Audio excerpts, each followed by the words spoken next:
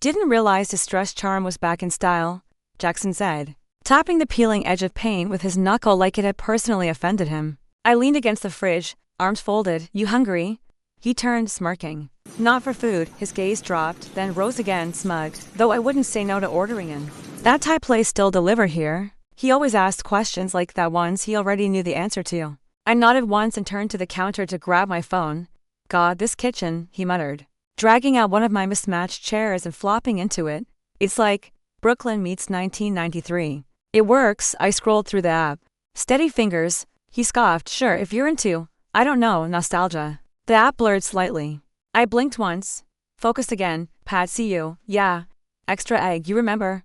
I remembered everything. The food arrived 20 minutes later. He didn't tip, said he'd Venmo me and didn't. He spread out on my couch like he owned it one. Arm over the backrest, feet up on the coffee table I'd refinished last spring. This couch is still holding on, huh? It's fine, I said. You could use something more modern. Open this space up. Get rid of the clutter. You'd be amazed what a little capital can do. He said capital like it was romantic. I sipped water and said nothing. Later, after we'd had sex familiar, practiced, his eyes on my ceiling. Not me, he drifted into sleep quickly.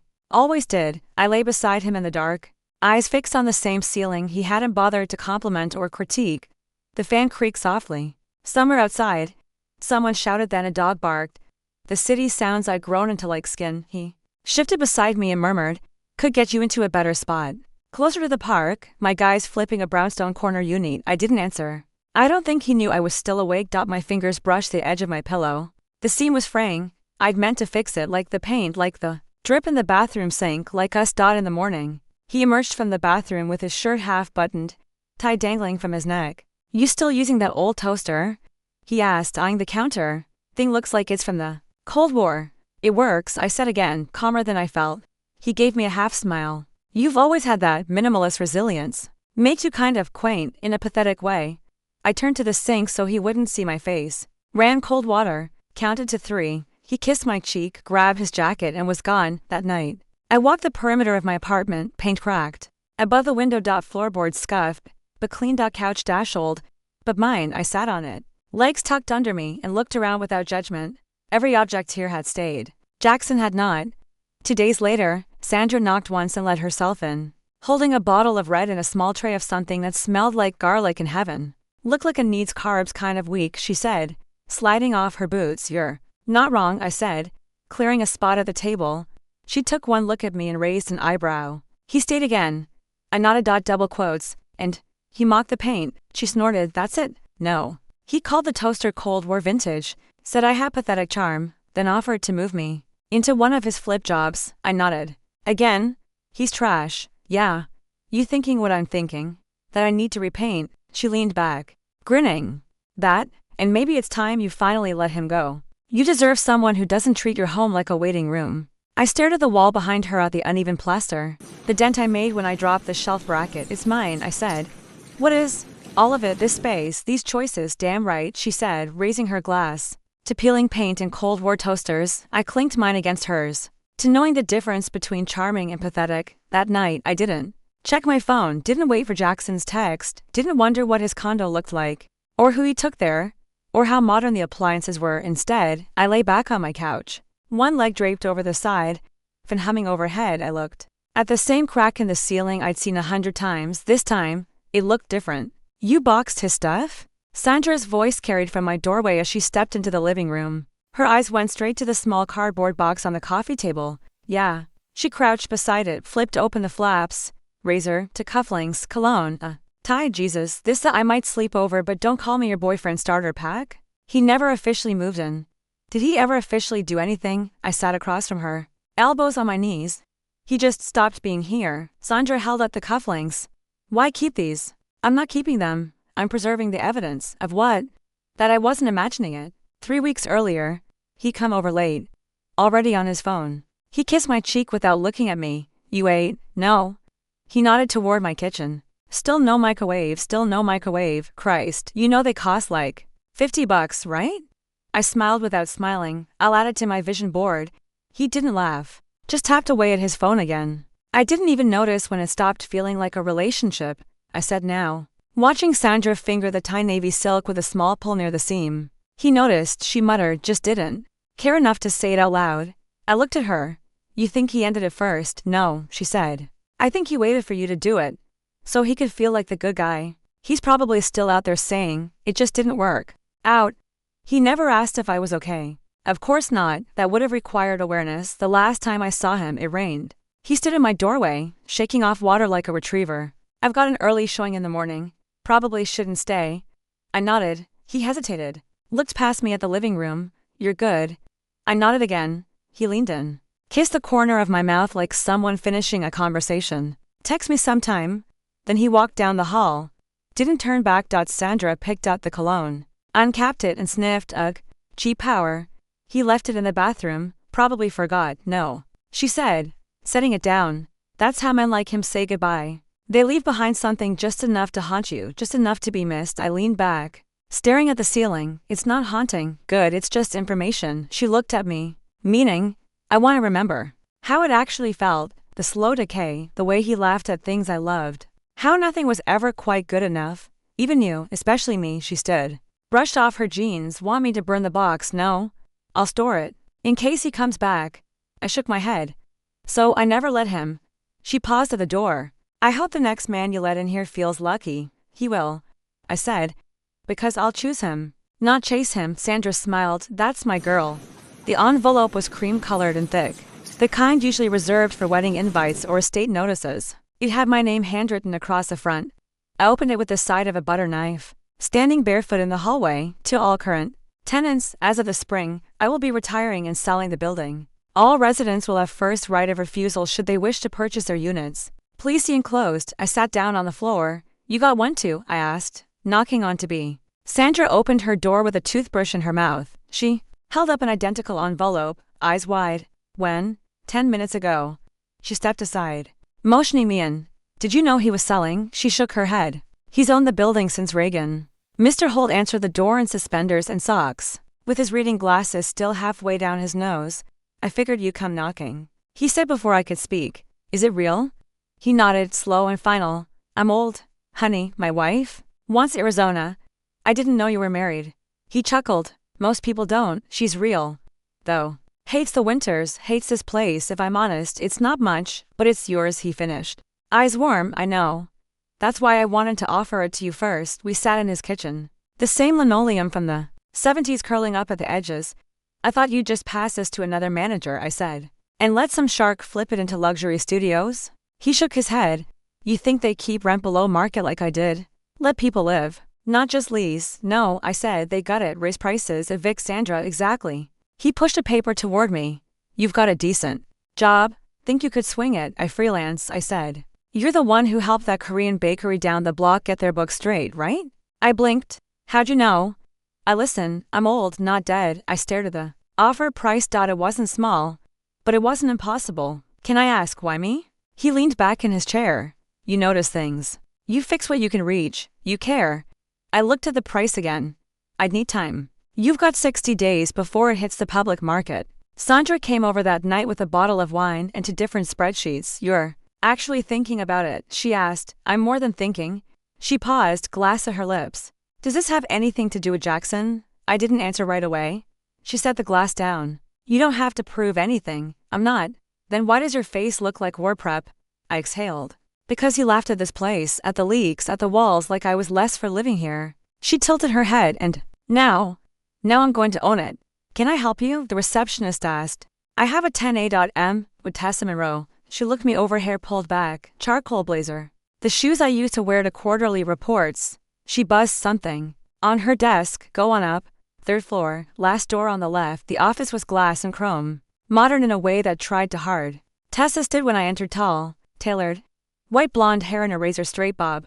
Hi. You must be Ems. I offered my hand. Devin, thanks for making time. Her handshake was dry and firm. Of course, please, sit. I did. She didn't. So, what are we looking for today? She asked, circling behind her desk. I'm interested in purchasing 148 Monroe Avenue. It's off market for now.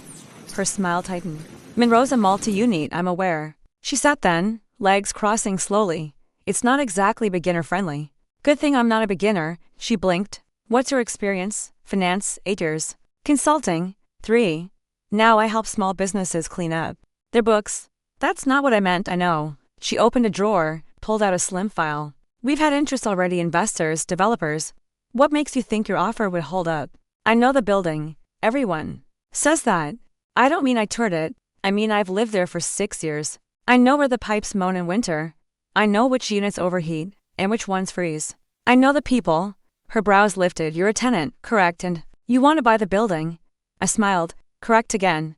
She leaned back, studying me. Do you have the capital? I will.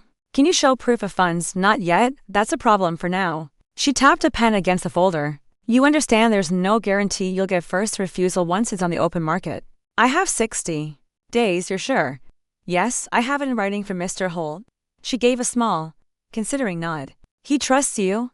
I've paid rent on time for 6 years. Fixed 2 boilers, mediated 3 neighbor disputes. That's not the same as managing a property. No, I said, it's harder. There was a pause. She folded her hands. I'm not trying to discourage you. You are. I'm trying to be realistic. I prefer strategic. She smiled again, tighter this time. You're serious about this? Dead. Her phone buzzed. She silenced it without looking. If I represent you, I'll need full access financials, credit, any existing liens or debt. You'll have them. You're not afraid of the process. I've handled worse. Like what? I didn't answer. I just tilted my head and said, You ever attend the Pryor group mixers downtown? She paused. Yes, a few times. You know Jackson Pryor? Her smile faded. I know of him. We dated, I see. I used to attend those events. Smile politely. Pretend I didn't know I was the only one in the room who didn't come for money. Her voice softened slightly. Those circles aren't always kind, no, I said. But they're predictable. She reached for her keyboard. All right. Devin, let's see what we can make happen. I stood. You believe me now.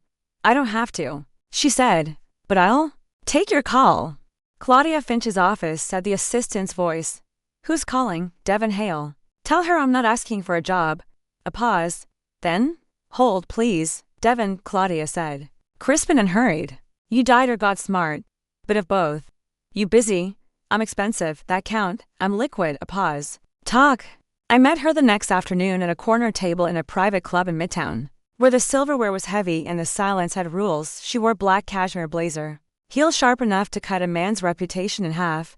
I wore the same suit. From the real-time meeting. Still fit. You're early, she said, sipping espresso. So are you. She smiled faintly. Means we still know how the game works. So, what are you buying? A building. She raised an eyebrow. Not shoes, not peace of mind. Both come after. Whose building? Mine. I've lived in it 6 years and now you want to own it, yes? Why now? I met her eyes because now I can. She sat back. You have collateral more than enough. Show me. I slid the folder across the table. She opened it. Silence. This accounts. Been dormant since you left the firm, she said intentionally. Real estate index stats. I inherited it. Let it grow. She turned the final page. $500,000. And change. You never told him. Jackson. No. He thought my Roth IRA was impressive. She chuckled. Men always think you're playing checkers. I learned from you. Never show the queen until it's too late. She leaned in. What do you want from me? A partner? I'm not doing this for nostalgia. I wouldn't insult you that way. She nodded once. What do I get? 10% on equity. Silent. No management. I'll cover Reno, insurance and tenants, and if you default, you won't lose a cent. Lien stays clean. She narrowed her eyes. Why me? Because you're the only person I know who'd respect the silence I kept. She stared, assessing. You've changed. No. I said, I've arrived. She closed the folder. Send me the updated valuations. One comes by Friday. You'll have them. She stood, smoothing her jacket. Don't make me regret teaching you. You won't. As I walked away, she called after me. Devin. I turned. Make sure he finds out late. I smiled. That's the plan. The spreadsheet glowed in the dark. Sandra sat cross-legged on my couch, spooning ice cream from the pint, watching me shift formulas in silence. How long have you been at it? She asked. Since midnight. It's almost 3. I didn't look up. The cap rate was off. Needed to factor in unit turnover. Devin. She said slowly, you've run these numbers 7 times. 8. This one includes projected tax reassessment. She leaned over to peer at the screen. You planning to run the city or just buy a building? Both. Eventually, she smirked. But it faded. You think he's coming for it, Jackson? I adjusted a column. Yes, you're sure. There's a listing in escrow across the park under a Shell LLC. I traced the rep. It's one of his firm's partners. Sandra's voice sharpened. You're telling me he's already circling? He's obsessed with Monroe Avenue properties. He'll bid. He just doesn't know I will too yet. I closed the laptop and rubbed my eyes. Do you want to win? Sandra asked. Or do you want him to lose? They're the same thing, she stared. No, they're not. I paused, then I want both. We sat in silence a beat. She reached for the papers on the table, flipping through them. You've accounted for utilities, rent control, vacancy loss, maintenance reserve. This is ironclad. It has to be. You're not guessing, she said, mostly to herself. No. I said, that's what he does. She tilted her head. What if he tries to outbid you? He'll go aggressive, inflate value, bank on cosmetic flips, and you? I'll play long game. Restore bones. Raise value over time. You sound calm. I am. Even if you lose, I won't. She set the papers down. You ever wonder what he'll think when he finds out? No, I said. I know exactly what he'll think. At 9 a.m., I called Tessa. He's in, she said without preamble. Jackson?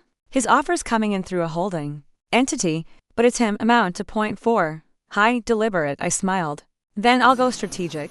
That night, I adjusted my numbers one last time. My offer wouldn't scream. It would whisper smart, and Jackson Pryor never knew how to listen. The room was colder than it looked. Concrete floors, tall windows, folding chairs in neat rows. I sat third from the front, blazer buttoned, big card resting flat on my thigh. The LLC was registered under Hale and Finch Holdings. Clean. Anonymous. The auctioneer stepped to the podium. Lot number 14, 148 Monroe Avenue, mixed use, 5-unit building, prime location near the park. Bidding starts at 1.6. To my right, a man in a pinstripe suit raised his paddle. 1.6. Behind him, another 1.7. I stayed quiet. Let the rhythm settle. Do I hear 1.8? Tessa stood near the back. She nodded once. My cue. I raised the card. 1.8. It rose quickly. 1.9, 2, to 1, then, to .2, came a voice behind me. His voice. I didn't turn. The auctioneer glanced around. To .2 on the floor. To .3, I said. Silence. Then scattered murmurs. I heard Jackson shift behind me. To .4, to .5. He was pushing.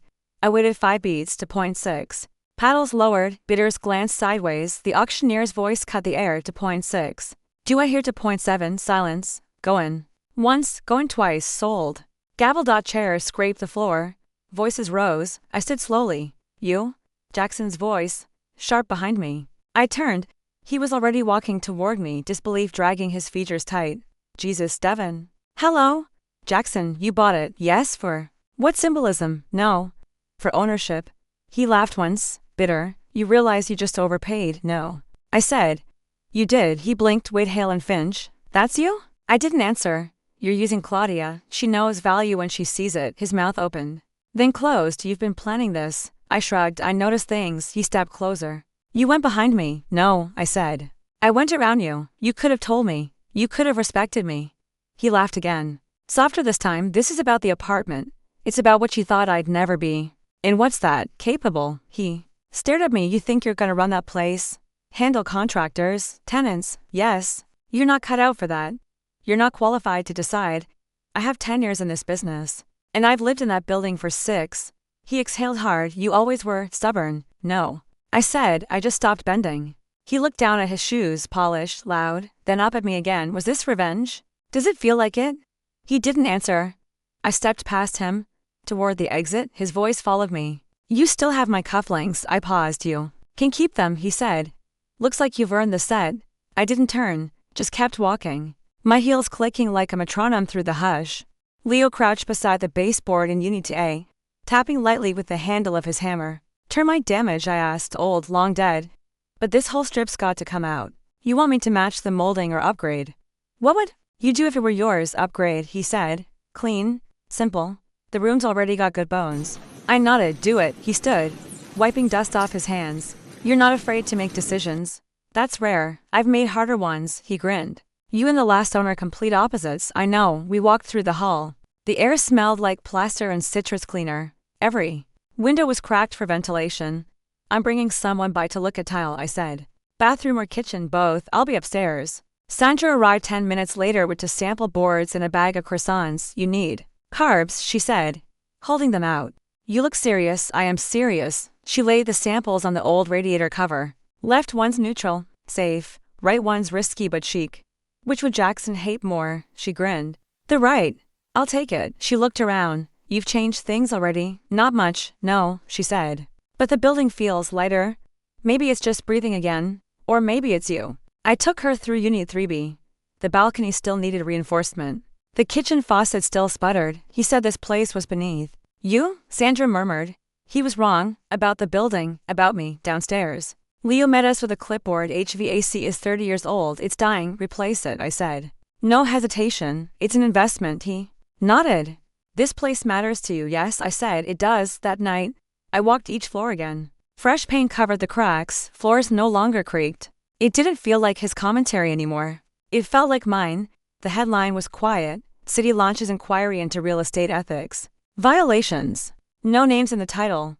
But the second paragraph said it all. Jackson Pryor, Senior Acquisitions Manager at Pryor Group, confirmed as a person of interest in connection to alleged improper bidding practices, shell entities, and undisclosed investor. Ties. My phone buzzed. His name flashed. Jackson. Drinks. Just us. No pressure. I stared at the screen. Typed nothing. Deleted nothing. Instead, I copied the article's link and opened a new thread. 2. Claudia Finch. Subject. Competition mess. Thought you'd want to see where our competition stands. Called 5 minutes later. Is it confirmed? Printed. On record. Charges. Not yet. Just investigation. Claudia exhaled. God, I knew he was slippery. But this, he cut corners. Eventually, the floor gives out. Did he reach out? Asked me to drinks. Her tone sharpened. You're not going. No. Good. Keep your distance. The market smells blood. Later that night, I ran into Tessa at a fundraiser downtown. She pulled me aside. You hear? I read. His firm's in panic mode. His name's on for contracts flagged by the commission. Backdated documents. Worse conflicts of interest. He funneled a bid through his cousin's LLC. I nodded once. And now they're tracing everything. She lowered her voice. You think he'll go down? I think he already has. 2 days later, a courier delivered an envelope to my office. Inside, a card. If you want to talk. You know where I'll be. No signature, just his initials. I placed it in a drawer, shut it. Sandra found me on the roof that evening. Tea in hand. Did he send flowers yet? No. Just his shadow? She sat beside me. How's it feel? Predictable. You're not gloating. No. I said. I'm observing. The wind picked up. Below us, the city hummed. He built a career on shortcuts, I said. And you? I took the stairs. She smiled. You always did. I can't believe you finished it, Sandra said, brushing a speck of paint off the sleeve of her blouse. This doesn't even feel like the same place. It isn't, I said. It's mine now. The hallway gleamed. Soft gray walls, matte black hardware. The air smelled like eucalyptus and clean wood. Tenants buzzed in and out. A young couple from Unit 2A nodded politely as they passed. A woman from 3C carried a small dog in her tote and smiled when I held the door open for her. They already feel at home, Sandra said. That was the goal. We walked back into my kitchen. The cabinets were white now. The window once cracked, once mocked, was clean, framed in brushed brass. The skyline glowed through it like a secret I'd earned. You remember what he said about this window? She asked, quaint in a pathetic way. Sandra raised her glass to pathetic views. I tapped mine against hers to the ones that rise. We sat at the island, shoes off, music low. You nervous? No. Not even a little. I shook my head. They're not just renting a space. They're entering something I built. That's different. You always sound so calm. I don't feel calm. I feel placed. She glanced toward the living room. You think he'll show up? He won't, and if he does, he won't. The kettle clicked off. I poured tea. I don't miss him, I said. I know. I don't even think about him. Not really. You shouldn't. He doesn't belong here. No, she said. But you do. We drank in silence for a while. Then Sandra stood, stretched, and looked around once more. You did good. Devin, I know. She smiled. Try to act surprised. I walked her to the door. She paused in the frame. It's beautiful. Thank you. Then she left and I closed the door behind her. The city kept shining through that window. And I didn't check my phone. I wrote it on plain white paper. No letterhead, no flourish. Just a black ink pen and a quiet kitchen. Jackson, you once told me I was good at staying quiet. You said it like a compliment, like obedience. Here's what I didn't say back then. I read the first line aloud. You sound angry. I whispered. I crossed it out and started again. Jackson, you had a way of making your doubt feel like advice. You dressed your criticism in concern. I used to thank you for it. I paused. Pen hovering. I don't miss you. I miss who I imagined you were. The wind knocked softly against the window. The building was silent, just me and this page. You never asked me what I wanted, only what I needed to improve. You kept your hand on the back of my neck and called it support. I believed you. That part shames me more than anything else. I sat back. Then, wrote more. You called my apartment a phase. You looked at my home and saw failure. You looked at me and saw almost. The door creaked behind me. Sandra peeked in. You okay, writing? To him, no. I said. For me, she stepped in quietly, saw the page. Want me to read it? I shook my head. Not yet. Maybe never. She placed a mug beside me. It doesn't need to be mailed to matter. I know. Then why write it to stop rehearsing it? She touched my shoulder, gently. Good. After she left, I read the page again. Then folded it. No envelope. I tucked it into the drawer beside my bed, between spare pens and a roll of stamps. And I left it there. Unsent. Unneeded. Mine. Double quotes. Miss Hale. I turned toward the voice. A boy, maybe 9, stood at the lobby door holding a potted plant like a trophy. Yes, my mom said to give you this for the front desk. That's very kind. He smiled, proud, and ran back up the stairs. The pot was terracotta. The plant was jade. I set it on the console table beneath the mailboxes. It looked like it had always belonged upstairs. Unit 3A's door opened as I passed. Devon, said Mrs. Ortega, smiling. Her cardigan button wrong. The radiator's working perfectly. Thank you. I'm glad. You run this place right. I try. She patted my arm. You succeed. I walked back into my apartment, kicked off my shoes, and put the kettle on. The skyline waited in the window. No cracks, no commentary. I carried my tea to the couch and sat, letting the steam rise. Sandra's text came in. Brunch this weekend. You deserve pancakes. I typed, only if you bring real maple syrup. She sent back a thumbs up emoji. Then, proud of you, I set the phone down and looked around. The couch was still the same, but the room had changed with me. Someone buzzed from the front door.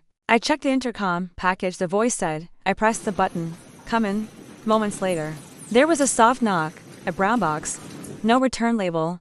Inside, a pair of CUFFLINKS. Gold square. Familiar. A note. Figured these belonged with the rest of the building. No signature. No need. I placed them in the drawer beside the unsent letter, then closed it back at the window. I lifted the tea to my lips. Below, the tenants were laughing. Up here, everything was quiet. Mine entirely. Tools.